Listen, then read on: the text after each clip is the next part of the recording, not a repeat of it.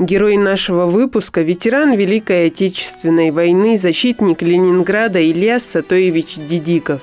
Множество боевых и трудовых наград, которые бережно хранит семья нашего героя, лучше всяких слов дают понять, каким был его жизненный путь. Материалы об Ильясе Дидикове хранятся также в Ингушском государственном музее краеведения, где все интересующиеся его судьбой, а также судьбами других представителей нашего народа, участвовавших в Великой Отечественной войне, могут прийти и ознакомиться с биографиями героев. Ильяс Сатоевич родился в 1920 году. В 1940 году он служил в составе пограничных войск в городе Выборг Ленинградской области.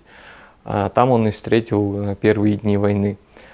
Стоит отметить то, что город Выборг является пограничным, и те войска, которые его обороняли, в течение 3 месяцев удерживали эту позицию. Город переходил из рук в руки, но по истечении 3 месяцев положение города ухудшилось, так как немцы бросили все силы для того, чтобы взять город Ленинград. И нашему земляку пришлось с этими войсками отступать и удерживать врага на подступах. 3 сентября 1942 года на дальних подступах к Ленинграду Дидиков Ильяс Сатоевич был тяжело ранен, и он лежал в госпитале вплоть до июля 1943 года, до частичного снятия блокады. Тогда он вернулся домой. У него очень много трудовых и боевых наград, среди которых орден славы 3-й степени, медаль за оборону Ленинграда, орден Отечественной войны 1-й степени, также медаль за победу в войне над Германией и особая награда как пограничнику, отличник погранвойск 2-й степени. Среди трудовых наград у него ветеран труда и за освоение целинных земель. В основном личный архив Ильяса Дидикова хранится в семье его сына Башира. Нужно сказать, что Башир очень трепетно относится к памяти об отце. До сих пор пытается узнать что-то новое о его боевом пути.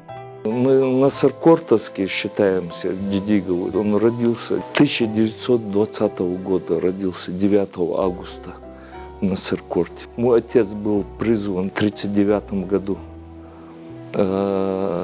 Работал товароведом в Махачкале, оттуда он был призван. Из 4 братьев, включая моего отца, 3 брата служили.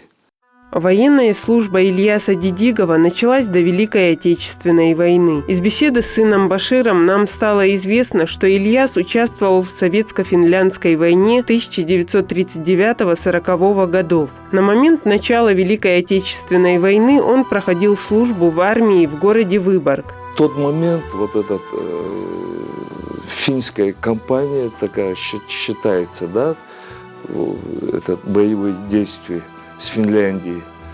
И вот он там очутился. После освобождения Ленинграда, он был демобилизован и раненый на костылях был выслан в Казахстан. Он там работал водителем. На родину Ильяс Дидиков вернулся в числе первых. Наш герой активно включился в трудовую деятельность, участвовал в общественной жизни, старался не пропускать посвященные войне памятные мероприятия. В 1957-м приехали, как и многие жители республики. И с 1957 года до конца своих дней управление АМОСи он проработал, Алханчурские, механиком. Своим детям Ильяс Дидиков постарался не только дать образование, но и воспитать в них уважение и отзывчивость. Наш герой сам старался максимально помогать окружающим, приносить возможную пользу. Этому он учил и детей. 3 сестры, 4 братьев. Воспитал так отец нас. Духовностью, человечностью. Сноха Ильяса Дидигова Аза – дочь известного и очень уважаемого в Ингушетии журналиста Микаила Зангиева. В семью Дидиговых она пришла еще при жизни свекра. У Азы, впрочем, как и у всех, кто знал нашего героя, о нем очень светлые и теплые воспоминания. В эту семью я вышла замуж в 91 году. Мне было легко находиться в этой семье, потому что мой отец, моя мать знали, мы его называли дедом, моего свекра. Они знали друг друга давно, еще по музею, по редакции, и все как-то эти связи они поддерживали друг с другом, были в гостях у них, они записывали интервью. И поэтому мне как-то было несложно общаться с этой семьей. Мы свекра называли, снохи, и племянники, внуки, дети называли дедом. Это такие люди, которые прошли всю войну, фронт, Казахстан, эта вся закалка, конечно, это отражалось на его лице. А так он был очень добрым, очень находил язык с младшими детьми, с внуками, с племянниками, с детьми. Он умел разговаривать на их языке, любил угощать их, открывал свой ящичек, у него был стол свой, он открывал ключиком ящик, доставал оттуда сладости и раздавал всем детишкам. Дети, конечно, его очень любили. Среди людей Ильяс Дидигов пользовался исключительным авторитетом, потому что все знали его как принципиального, честного и порядочного человека. Он относился к чужой проблеме как к своей, советовал то, что сделал бы сам.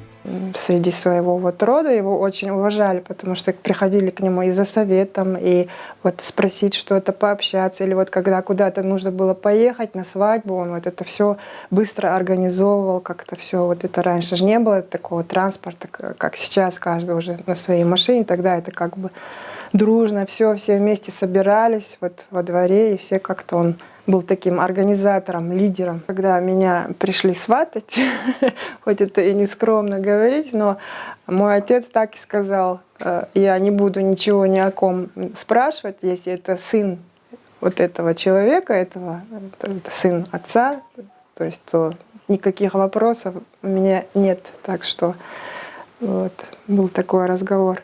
Отец, его уважал, они очень часто встречались. В музее у нас есть фотографии. Именно наш дед, он защищал блокадный Ленинград, был участником, защитником блокадного Ленинграда. И отец, конечно, всегда очень уважительно о нем отзывался. Ильяс Дидигов ушел из жизни 9 мая 1998 года в госпитале во Владикавказе. Для родных это стало потрясением, потому что наш герой никогда не жаловался на здоровье. Конечно, мы это очень все тяжело пережили, потому что это было очень неожиданно. Он собирался лететь в Москву, как раз получать свою очередную награду. Это было накануне парада 9 мая. И эта новость, это известие, конечно, нас всех очень сильно. И это было неожиданно. Он до этого не болел, он был очень активным, он очень любил ходить пешком. Он ходил пешком, одевал свою форму, одежду, свои сапоги чищенные, очень были начищенные всегда у него сапоги. Он любил ходить пешком и как-то ничего не говорил о том, что он себя что-то как-то плохо чувствует. Но как-то все резко произошло, не успел получить эту награду. И вместо него эту награду взял сын. Полетел и взял эту награду.